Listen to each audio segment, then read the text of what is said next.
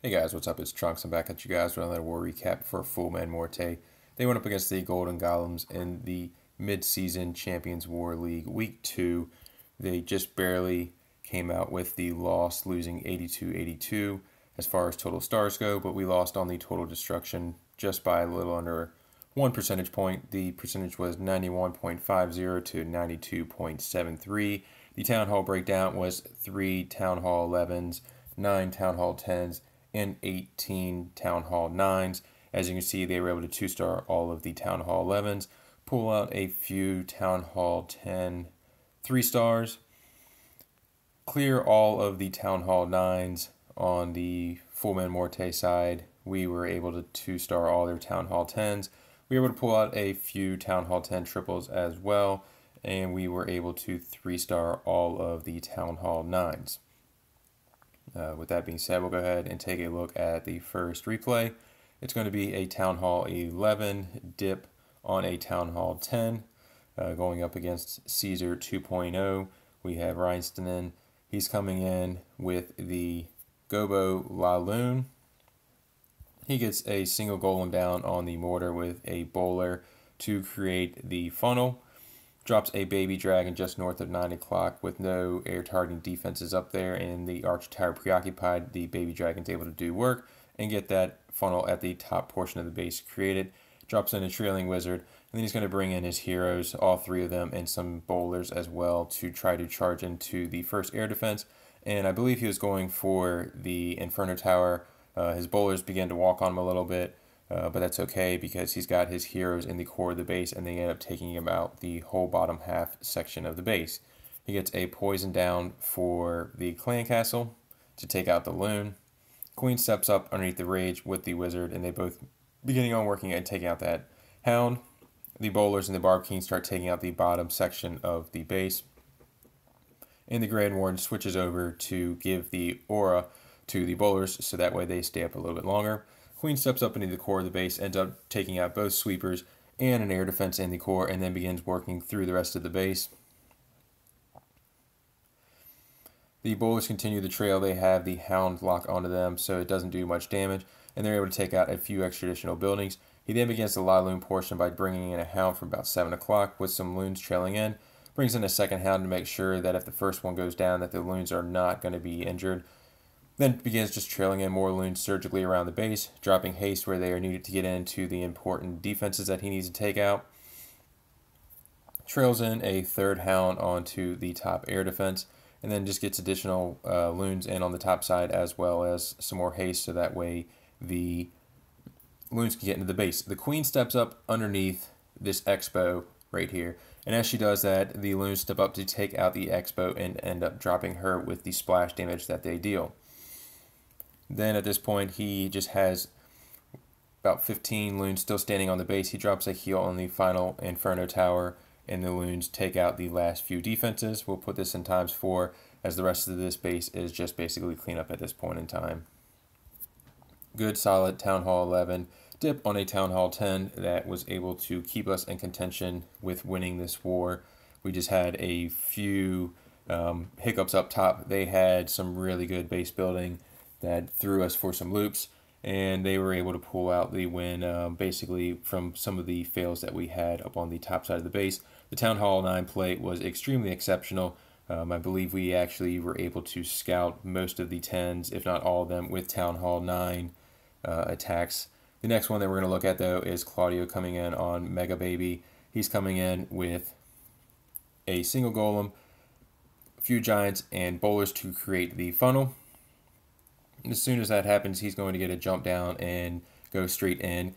He does something very interesting. He brings not only just the golem, but then he brings 3 giants and the P.E.K.K.A. The P.E.K.K.A. is very important in this attack. As you see, it'll play a very big role in the end of the raid to help out for him to finish off this base. Hound comes out. He gets a heal down so that way the bowlers and everybody are healed as they're coming through the core of this base where most of the big bombs and other traps are. He's got poisons down on the clan castle, so that way they are able to, the loon is able to drop and not do work on the rest of his troops in the core. He gets a rage down, so the bowlers gut pretty much the core of this base. When the hound pops, he has poisons down already for the pups. and then he freezes the backside Inferno. Now, as you see earlier, I said that it was very interesting that he brought the P.E.K.K.A. At this point, he only had 2 jumps in the raid, so he was only able to get into the core of the base. But on the backside, the P.E.K.K.A. is able to beat through the wall in just a few hits and allow the Queen to step up and the other troops to funnel in to finish off the rest of this base. He trails in backside Hogs once the Inferno is preoccupied and goes down, and then they are able just to do work. He pretty much invested all of his spells on his kill squad of the group of the raid, and at that point they were able to demolish the whole core of the base, and the Hogs were able just to come in and trim off the outside of the base due to the fact that most of the important towers that need to be taken out were in the core. Like I said, that P.E.K.K.A. played an important role and is still standing actually at the end of the raid with some decent health left on it. He has the Queen ability, few Hogs left over, and some bowlers walking around just for the final cleanup, and pulls out a Town Hall 10 versus Town Hall 10 triple, which was a huge attack when he was able to pull that out. The next one we're going to look at is the second Town Hall 10 versus Town Hall 10 triple we had from Lord Nicholas. He's going up against CH and coming in with the Go Hobo on the Town Hall 10. Starts off with a golem on each side of the bottom to create a nice large wide funnel. Gets some wizards on the outside, and then he drops just bowlers in behind the golems, so that way they are able to walk to the core from the wizard funnels on the outside. He brings everybody right to the middle to meet up. Then he drops a jump down to get into that first Inferno tower. Brings some additional bowlers out of the clan castle, as well as follows in his royals. He gets a poison down on the clan castle as it steps out, and then gets a rage down for his group, so that way they're able to get through that first Inferno and the clan castle relatively easy. He gets a second jump down to connect his kill squad and a heal down to keep them up as they are working on taking down the Queen and the remaining core of the base. He pops the Barb King ability as he's taking on the Queen and the Barb King. Bowlers step up through and start trimming pretty much the rest of this core, and then he just starts trailing in Hogs as the other buildings are preoccupied in the core on his kill squad. The Queen's stepping up and doing some work inside the core of the base, and then ends up actually stepping up and taking out this last Inferno as his remaining Hogs. He saves a few for the backside and just trails them in once the Queen pretty much gets that Inferno tower down, and then he has Hogs, pops the Queen ability to keep her up, and they're able to finish off the rest of the defense on this base, and at this point he's just on cleanup to finish off the base. Has a good portion of Hogs left that he, held there till the end, was very patient with them to make sure that he was able to secure them and send them in pretty much once they were pretty safe to go in after that last Inferno tower went down. Next up, we have a attack coming in from Tyler. He is going to come in with the P.E.K.K.A. walk. I recently did a how-to video on this, so if you want to see it, just back out and look at the other videos. But he pretty much does this textbook example. Starts off with the Queen at the top, just gets a few minions on the outside to take care of the corner builder huts they have, and goes ahead, puts the healers on the Queen once she steps up into the damage of the other towers, lets him get some of that point defense off of her, gets a rage down to make sure that she stays up, actually pops the ability first.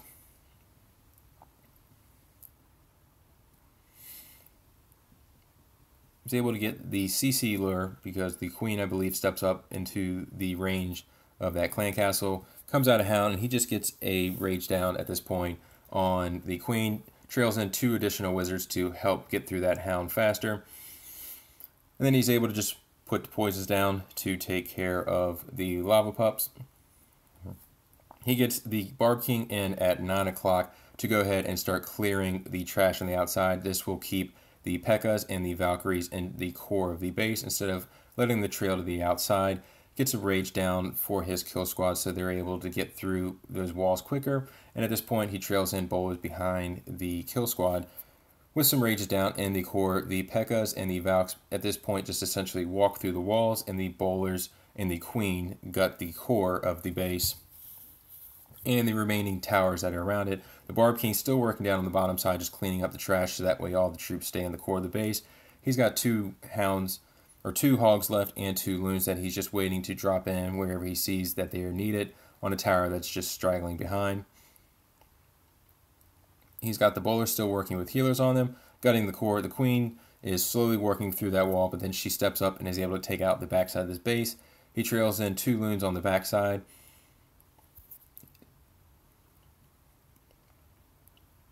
At this point, the queen steps up and is able to take out the base. He drops in the last 2 hogs that he has on the last cannon. Even though they really weren't needed, he was able to swag them. He's got 2 P.E.K.K.A.s still standing left in the base for the cleanup. The queen's still beating on walls, but she eventually comes through and makes it in to clean up some of the final trash. He's got hogs, he's got the loons working. At this point, the base was totally wrecked. Good 3-star Tyler.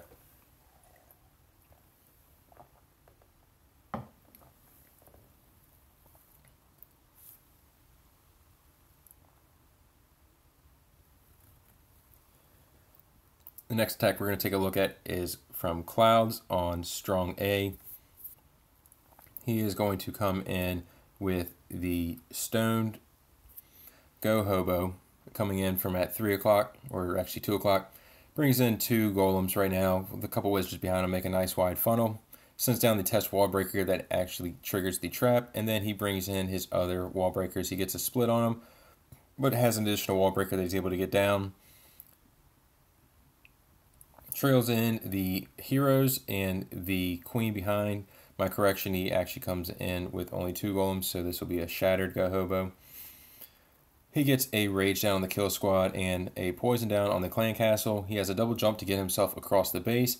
The queen ends up turning and actually walking back out of the core and around the base. Correction, wrong attack. Nope, there she goes. She goes outside of the base, and as you see, he gets a couple hogs working, and the queen's able to just kind of walk around the top side of this base. He drops in a single loon, which is key. This is one of the points that we were kind of talking about is, you know, when to bring a loon versus bringing hounds, or not hounds, hogs in to pick off certain point defenses.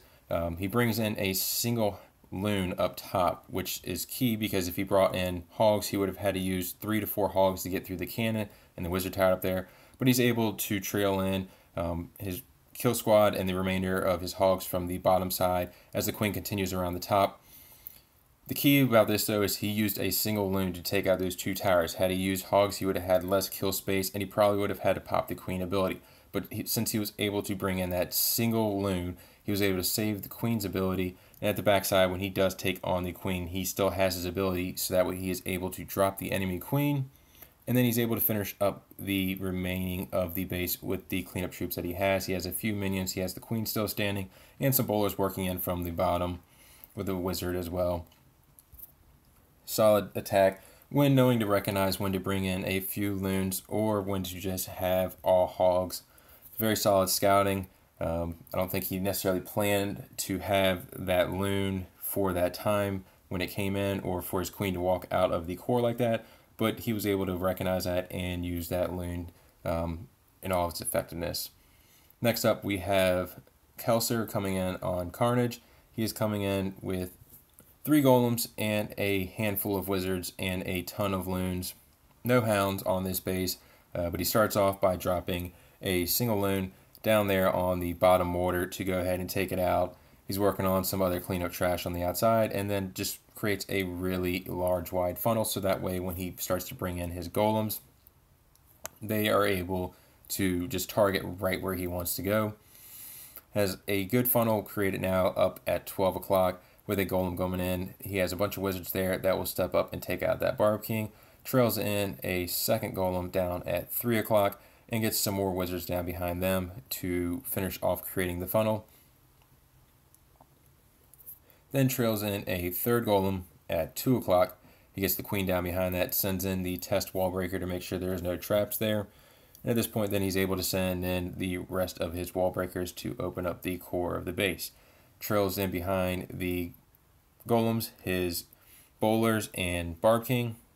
Gets down a poison on the clan castle with a rage, so that way his queen and the wizards that followed in are able to take them out relatively quick. He has a heal for the core of the base to keep the bowlers up from any traps in there.